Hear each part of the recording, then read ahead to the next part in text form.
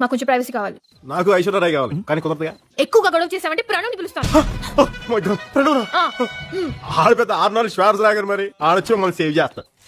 అరే పొట్టగా నా ఇష్టం వచ్చినట్టు చేస్తాను. ఆ ప్రణవ్ గారు వచ్చి ఏం పీక్తాడో నేను చూస్తాను ఈ రోజు. సార్ నా కోసం మీరు అనవసరంగా అవి పీక్కోటి ఎందుకులేండి. ప్రణవ్ క్యూట్ బాయ్ ఎక్కేసావా? కిందకెళ్ళి మంచి బ్యాక్ ఫిక్స్ చేయమా వెళ్ళు. నాకు రాదండి. పీచి ప్రణవ్ అన్ని పుట్టుకుతూనే వచ్చేస్తాయంట్రా. మరేనండి 2-3 పెగ్గులు రాంగ్ కలుపుతావు. నేను 4 సార్లు గట్టిగా కొడతాను. అప్పుడు ఆడు పడకి వచ్చేద్దా?